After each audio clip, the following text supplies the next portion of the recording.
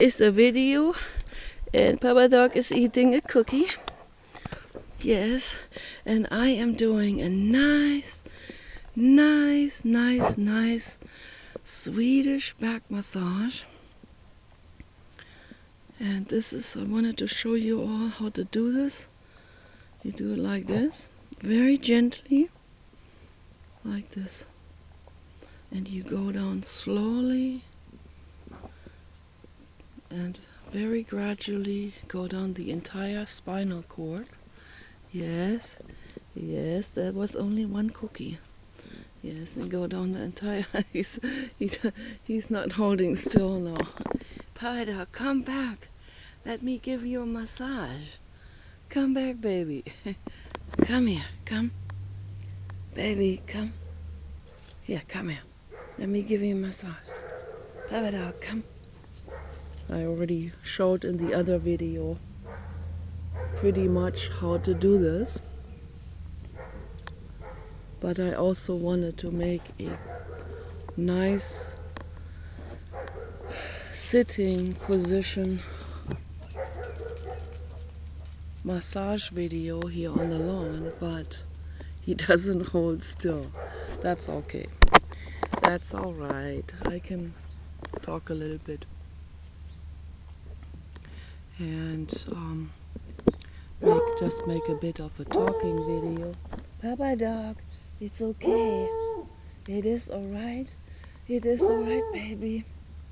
Papa Dog is an angel soul, and I call him my Krista Cola, which is really derived from the rock that has the name Chrysocolla. And that rock is a very powerful rock. It protects you, and it has an energy field. My teeth look weird. Energy field of protection and wholeness, wholesomeness, well-being,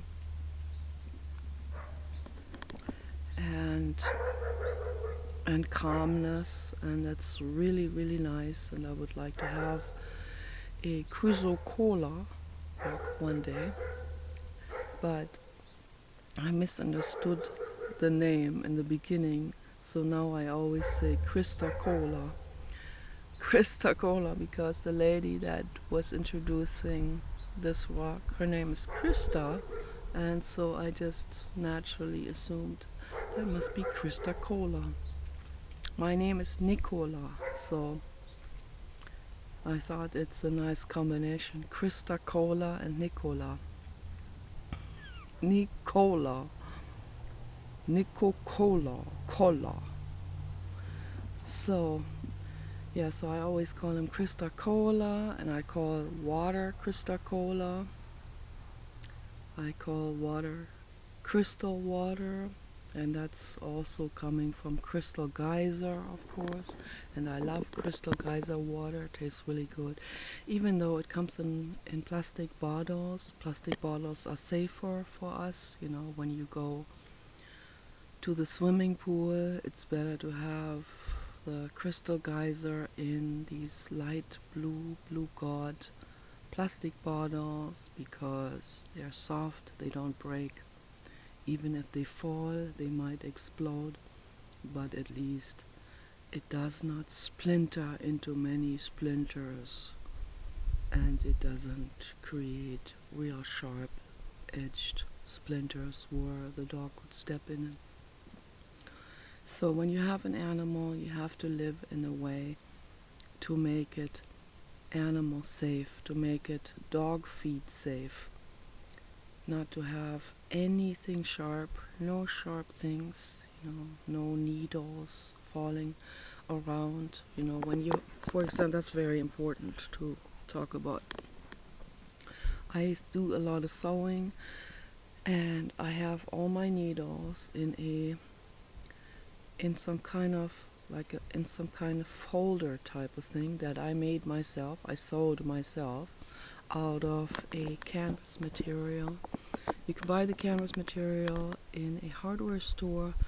They're called drop cloths. They are nice for painters, you know, they can arrange those very nicely under a wall to protect the rug from dripping. And this canvas material is also really amazing. I think it's made out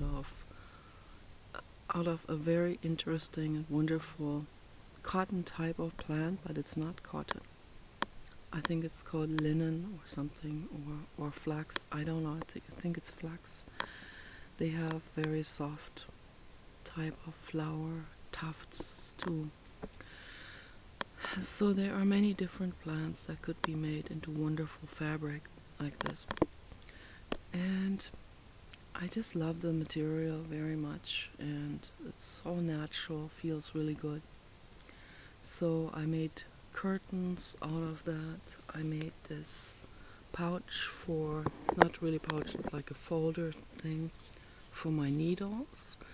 And so I have like 100 pin type of needles with a colored pin head,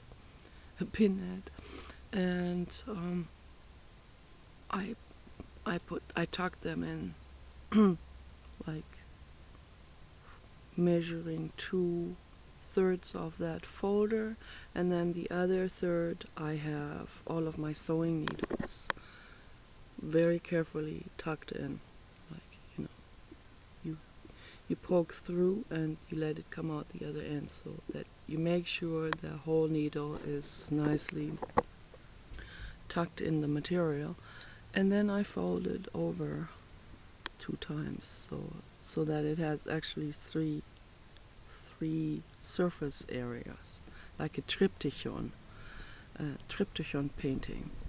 And so I fold that over, and then I put that into a purse. I have a purse that I reserve just for sewing materials, and I put this into the side pouch of the purse so that it is absolutely safe. And you know, when I'm not sewing, I zip that up even, so that there's no way these needles could in any way get out or end up on the table or end up flying on the floor or something, or poking into a seat, or, you know, when you have kids, things like this can become very chaotic.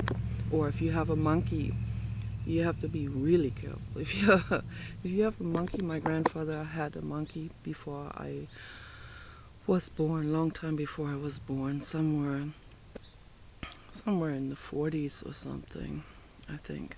They brought that poor monkey back from Madagascar, and a small tree climbing monkey. And my grandfather wasn't capable at all of dealing with that animal and not understanding, and very tragic, terrible. They had to give the monkey away, so at least they did that and gave the monkey to some professional. Oh, my camera needs to be plugged in. But anyway, when you have a monkey, you have to be very careful with those kind of things, you know. They can open zippers. So, but most people have cats and dogs, and so, but even with those four-legged animals, you have to be very careful about sharp objects. So you have to make sure that they don't fly around on the floor. It's very, very important. And tuck that all away safely into pouches and have that in a cabinet where they can't get to it. Okay, you guys, take care. Bye bye.